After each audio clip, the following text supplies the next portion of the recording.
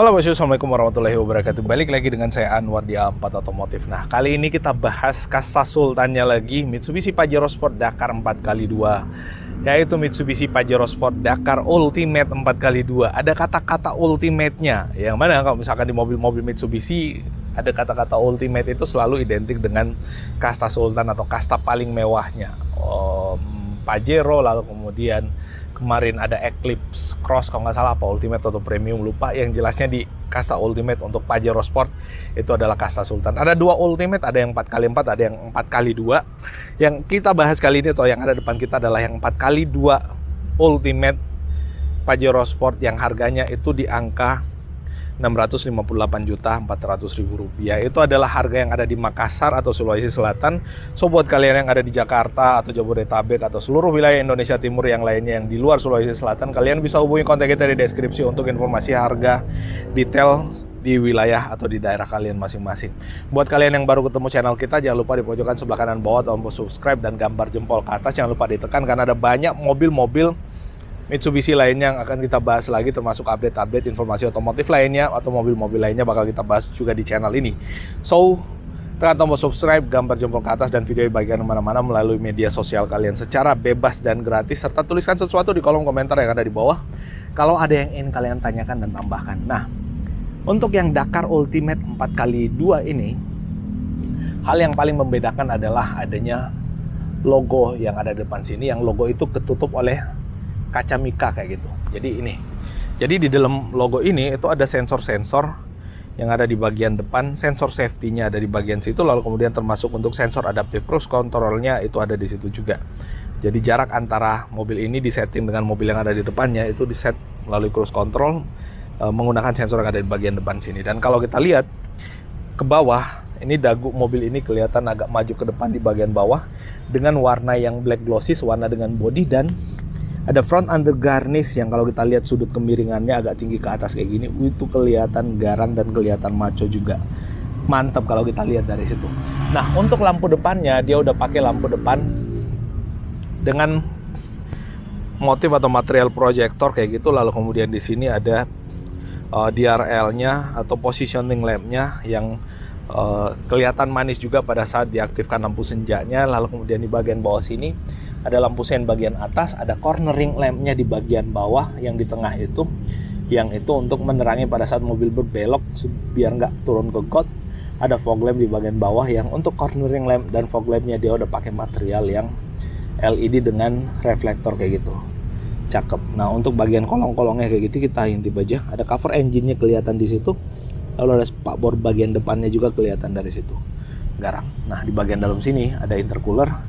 Lalu kemudian ada radiator untuk pendinginan mesinnya sehingga performanya tetap terjaga dan tetap responsif bertenaga. Kalau kita lihat bonetnya atau kap mesinnya, memang mobil ini kelihatan garang dengan lekukan bodi yang lebih kaku lagi, lebih maco lagi. Di sini kayak ada tulangannya di bagian atas kap mesinnya. Tulangannya itulah yang membuat mobil ini jadi kelihatan lebih maco dan garang. Lalu kemudian kaca depannya yang lebih luas sehingga mendukung visibility yang bagus juga. Lalu kemudian di atas itu, karena mobil ini adalah mobil yang sudah menggunakan teknologi Euro 4, jadi memang bahan bakarnya disarankan untuk menggunakan Pertamina Dex.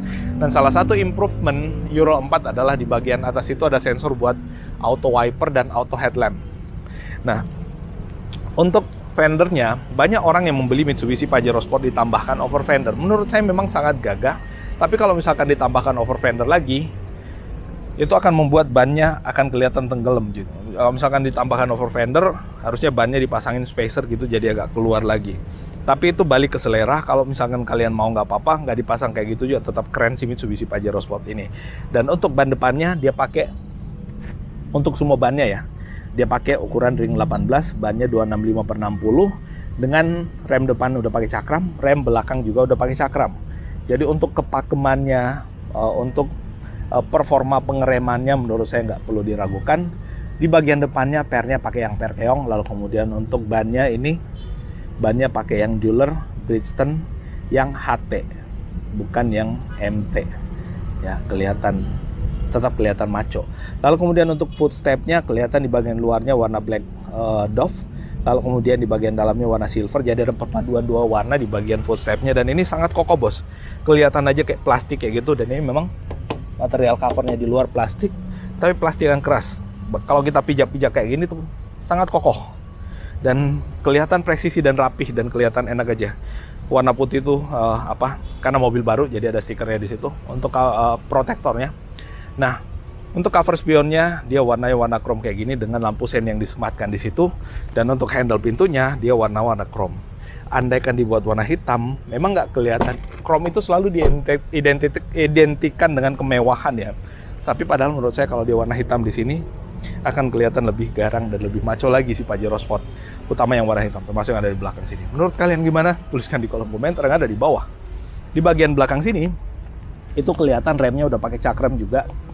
Jadi nggak usah khawatir soal style, itu udah dapet. Kalau kalian mau lebih maksimal lagi, itu diganti pakai BBK atau big brake kit. Untuk pengereman depan belakangnya bisa diganti. Kalau kalian mau memperbesar itu terserah.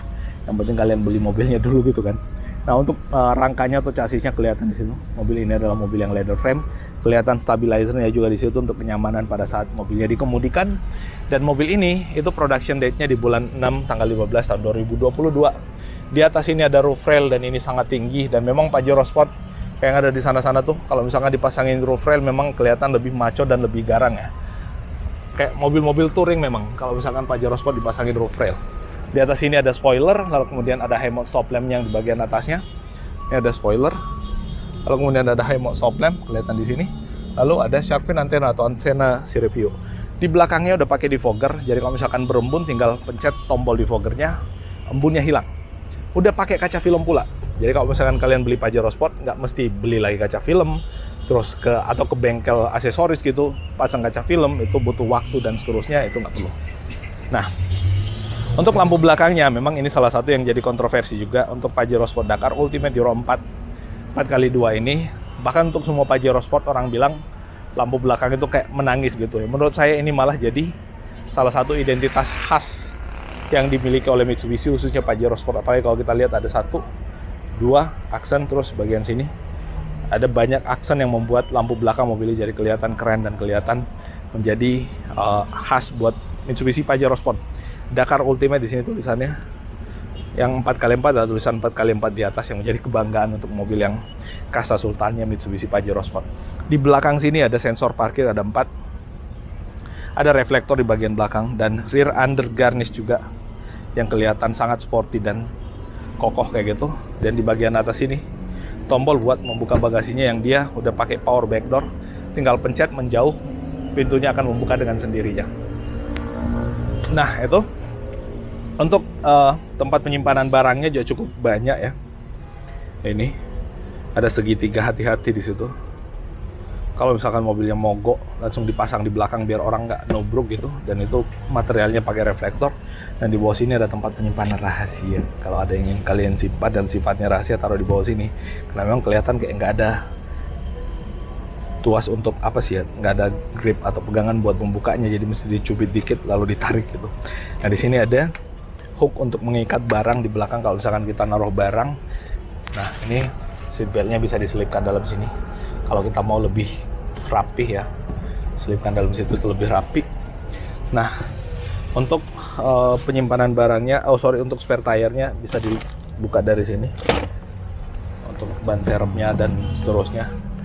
Nah, untuk kunci-kuncinya atau toolkitnya ditaruh dalam sini dengan rapi. Ada dongkrak, kunci-kunci yang lainnya ditaruh semua dalam situ dengan penyimpanan yang sangat rapi pula.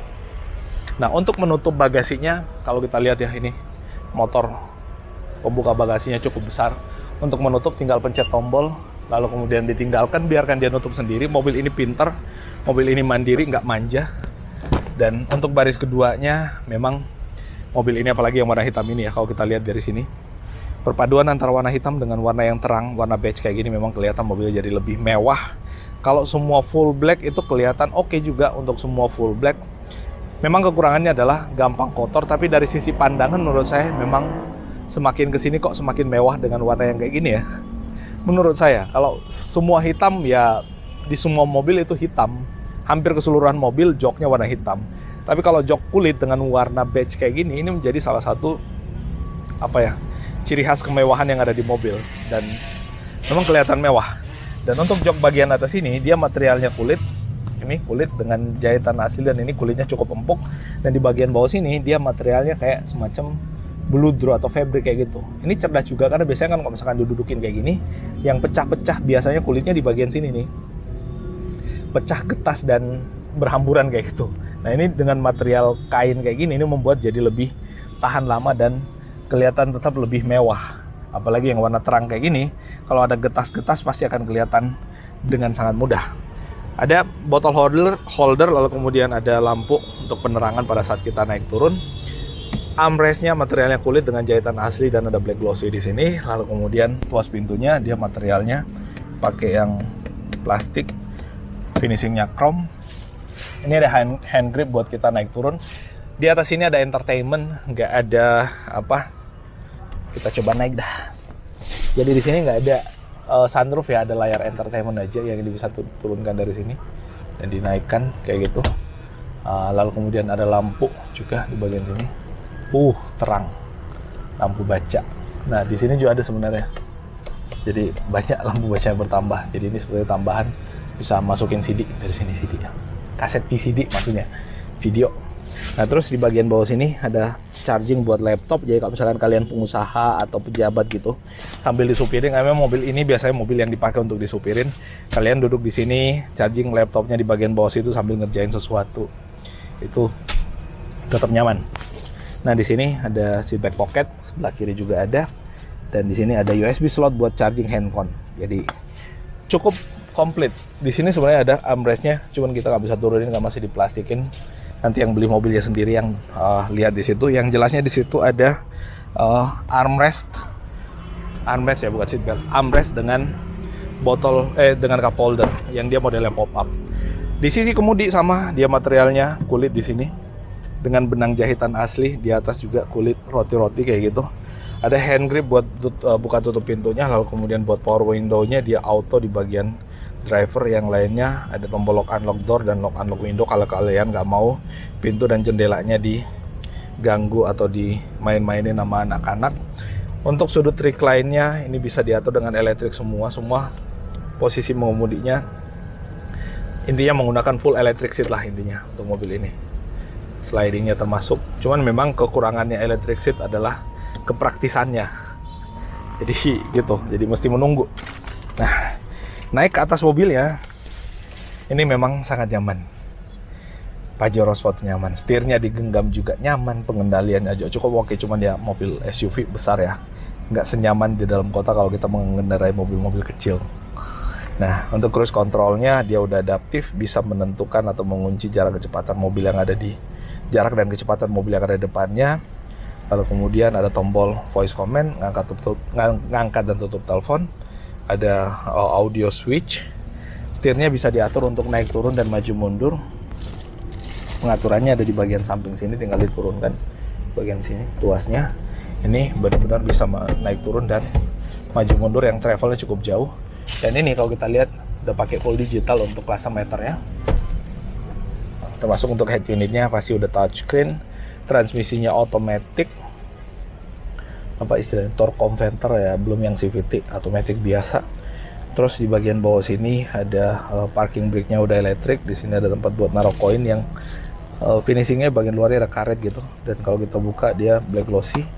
Ada bottle holder di bagian bawah sini. Lalu kemudian AC-nya ini digital tapi dialnya manual gitu. Jadi sambil mengemudi pun bisa kita operasikan. Lalu di bagian bawah sini ada USB slot di bagian bawah situ. Lalu kemudian ada power outlet bagian bawah sini. Lalu kemudian ada AC-nya bisa di on off kan bagian belakang, ada mode AC. Lalu kemudian ada defogger depan, ada defogger belakang. Kalau kita mau synchronize AC-nya bisa, karena memang ini AC-nya dual zone, kiri kanan masing-masing bisa diatur sendiri. Nah, untuk buka bagasi belakang bisa dengan tombol yang ada di sini. Kalau kita mau bukain orang gitu, orang lain nggak mau buka, atau misalkan hujan kalian mau ngambil barang nggak mau kehujanan, dibuka aja dulu gitu, ya kan gitu, bisa juga. Ada indikator untuk passenger yang belum menggunakan seat belt. Lalu kemudian ada on off untuk airbagnya bisa diatur di sini. Nah kayak gitu. voice command, volume, mode, dan seterusnya untuk bagian head unitnya. Dan di bawah sini ada tempat penyimpanan yang sangat besar.